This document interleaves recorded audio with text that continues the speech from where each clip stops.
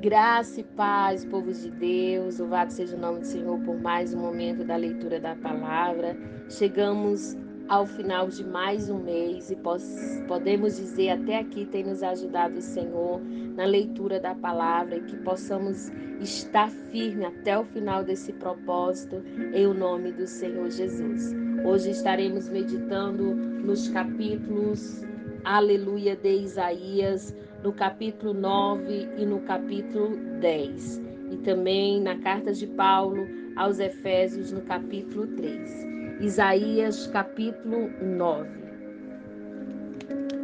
O príncipe da paz. Mas a aflição do que estiverem sofrendo vai acabar.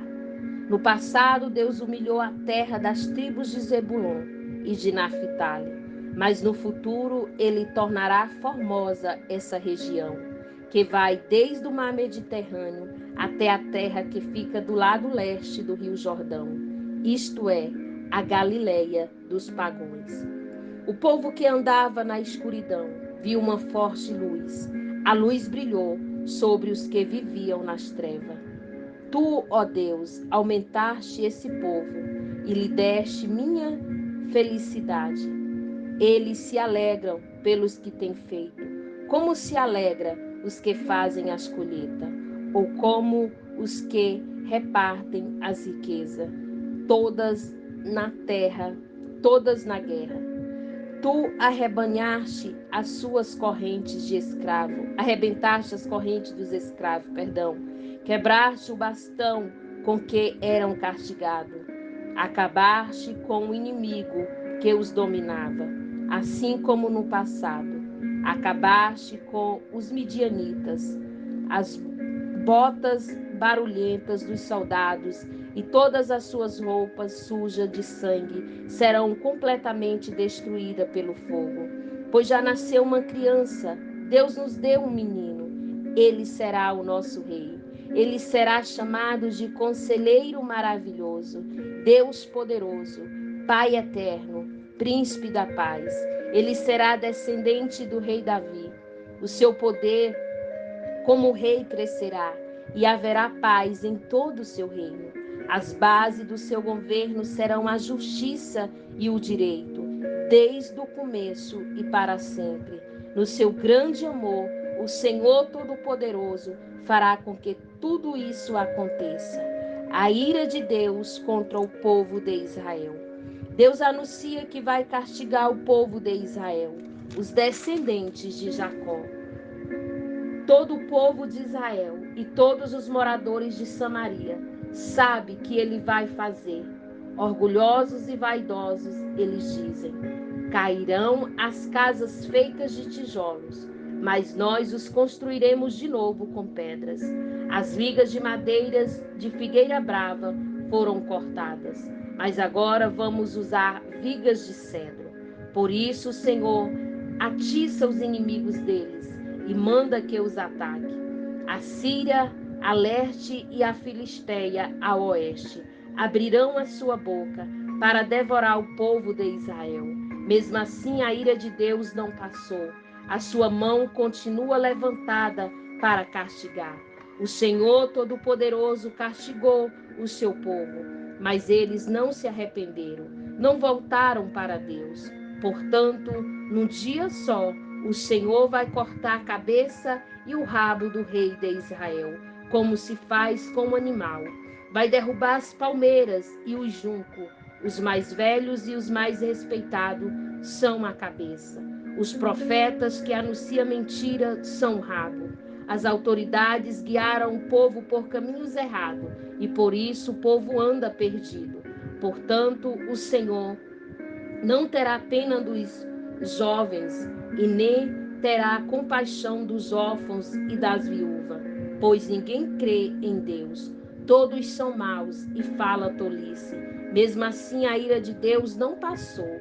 A sua mão continua levantada para castigar. A maldade do povo queima como fogo que destrói o mato e os espinheiros. É como um incêndio na floresta que faz subir nuvens de fumaça. O Senhor Todo-Poderoso está irado e por isso a terra está sendo queimada. e o povo está sendo destruído. Ninguém tem pena dos outros. Comem até a carne dos seus próprios filhos. Cada um deve devorar a comida que consegue arranjar, mas assim mesmo continua com fome. O povo da tribo de Manassés ataca o de Efraim. O povo da tribo de Efraim ataca o de Manassés. E os dois juntos atacam o povo de Judá. Mesmo assim, a ira de Deus não passou. A sua mão continua levantada para castigar. Capítulo 10 de Isaías. Ai de vocês que faz leis injustas, leis para explorar o povo. Vocês não defendem os direitos dos pobres e nem a causa dos necessitados, e explora as viúvas e os órfãos. O que vocês estão fazendo no dia do castigo, quando de um país distante vier a desgraça? A quem vocês vão pedir socorro? Quem esconderão as suas riquezas? Vocês serão levados como prisioneiros, serão mortos na batalha. Mesmo assim, a ira de Deus não passou. A sua mão continua levantada para castigar. O rei da Síria como um instrumento de Deus. O Senhor Deus disse: ai do rei da Síria, ele é o bastão que eu uso para castigar aqueles com quem estou irado. Eu estou mandando que ele ataque um povo pagão, um povo com quem estou irado. Estou ordenando que ele leve embora tudo o que é deles, e o que os pise como se fosse a lama das ruas. Mas o rei da Síria, que é mais do que isso, eles têm os seus próprios planos. Só pensa em conquistar muitas nações e destruí-las completamente. Ele diz: todos os meus comandantes são rei. Tenho conquistado muitas cidades, Cauno e Caquenins, Amate e Arpade. E também conquistarei Samaria e Damasco. Já derrotei reinos pagãos, onde o povo adorava muitos ídolos, mais ídolos do que há em Jerusalém ou em Samaria.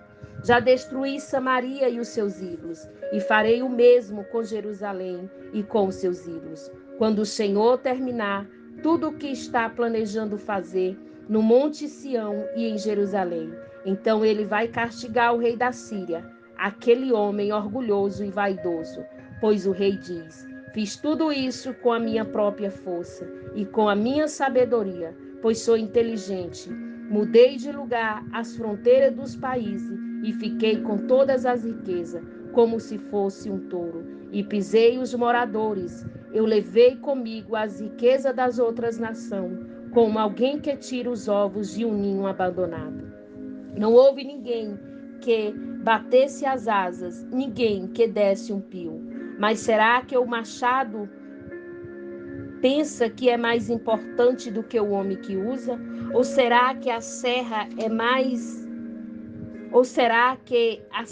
imagina que vale mais do que a pessoa que serra com ela? Será que um bastão é um simples pedaço de madeira? É capaz de levantar um homem?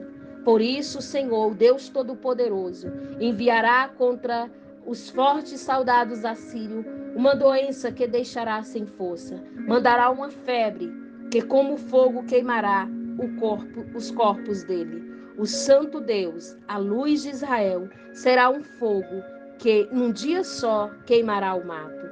E os espinheiros da Síria o Senhor destruirá completamente. As florestas e as plantações será como uma doença mortal que acaba matando a pessoa. As árvores que sobrarem serão tão poucas que até uma criança será capaz de cortá-la. Alguns voltarão. Naquele dia, os poucos israelitas que ficarem vivos não vão confiar mais nos assírios, que os fizeram sofrer. Eles vão pôr toda a sua confiança no Senhor, o Santo Deus de Israel. Alguns israelitas voltarão para o poderoso Deus, mesmo que agora o povo de Israel seja tão numeroso como os grãos de areia da praia do mar. Somente alguns voltarão. Deus já decidiu destruir o seu povo. A justiça virá como se fosse uma enchente, pois o Senhor, o Deus Todo-Poderoso, decidiu destruir esse país inteiro e fará o que decidiu fazer. Portanto, o Senhor, o Deus Todo-Poderoso, diz ao seu povo que mora em Sião: meu povo, não fique com medo dos assírios, quando eles castigarem e maltratarem vocês, como os egípcios fizeram. Pois daqui a pouco deixarei de castigar vocês, e na minha ira destruir os assírios. Eu, Senhor, o Todo-Poderoso, os castigarei, os assírios, com o meu chicote, como fiz com os midianitas, perto da pedra de Horebe. Eu castigarei, como castigarei o Egito. Naquele dia eu livrarei vocês da escravidão e tirarei a pesada carga que os assírios puseram nas suas costas. Os assírios atacam. Os inimigos vêm na direção de Rimon. Já conquistaram a cidade de Ai, passaram por Migron e deixaram as bagagens em Micamas. Atravessaram a passagem entre as montanhas e à noite estão acampando em Geba. Os moradores de Ramá estão tremendo de medo, e os Gebeá, a cidade do rei Saul, já fugiram. Gritem, moradores de Galim, escute os gritos de Laís, responda ao povo de Anatote. Os moradores de Madeba estão fugindo, fujam também de Gebim. Hoje mesmo os inimigos chegaram até a cidade de Nob, e dali ameaçaram o monte Sião, a cidade de Jerusalém. Mas o Senhor, o Deus Todo-Poderoso, derrubará e humilhará os assírios mais orgulhosos, como se corta os galhos altos de uma árvore, ou como se derruba árvores enormes. Com seu machado ele destruirá as árvores da floresta, e elas cairão como caem as belas árvores do Líbano. Efésios, capítulo 3. O trabalho de Paulo entre os não-judeus. Por esta razão, eu oro a Deus. Eu, Paulo, estou preso por causa de Cristo Jesus, para o bem de vocês, os não-judeus.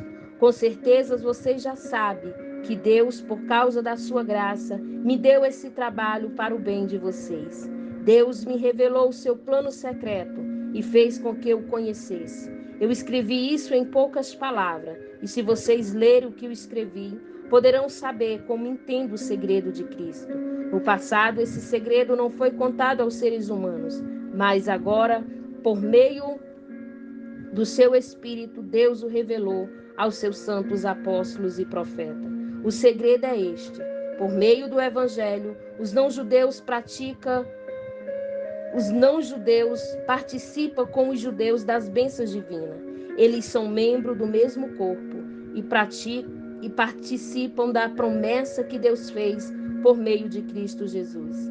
Graças ao dom que Deus deu na sua bondade, me deu, e pela ação do seu poder, eu fui colocado como servo do Evangelho. Eu sou menos do que o menor, e todos os que pertencem a Deus, mas mesmo assim, ele me deu este privilégio de anunciar aos não-judeus a boa notícia das imensas riquezas de Cristo, e também me deu o privilégio de fazer com que todos vejam como se realiza o plano secreto de Deus.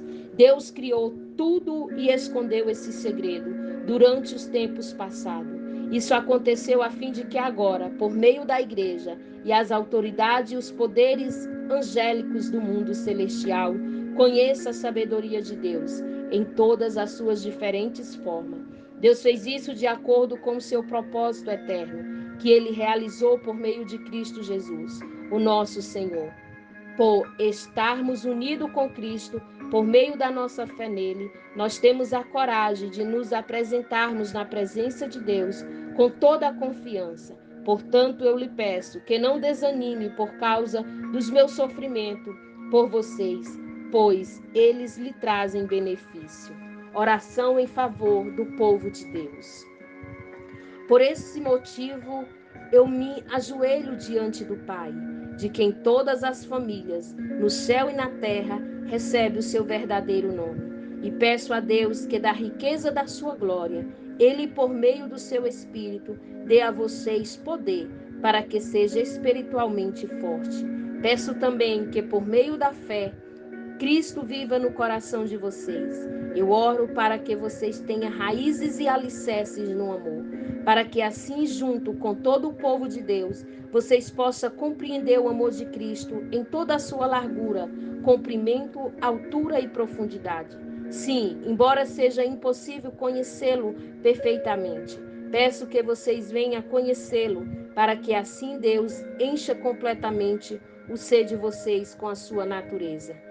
E agora que a glória seja dada ao Deus, o qual que por meio do seu poder que age em nós, pode fazer muito mais do que nós pedimos ou até pensamos. Glória a Deus por meio da igreja e por meio de Cristo Jesus, por todos os tempos e para todos sempre. Amém. Essa foi a nossa leitura desse dia 30 de setembro de 2023. Que Deus possa te abençoar através da sua poderosa palavra, em o nome de Jesus.